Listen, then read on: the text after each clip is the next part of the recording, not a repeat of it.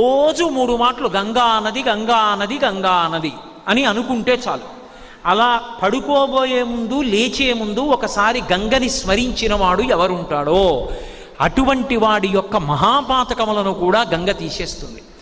గంగ పరమశివుడి తల మీద పడేటప్పుడు అహంకరించింది. ఈయనంతటి వాడు ఈడ్చవతల పారేస్తానంది.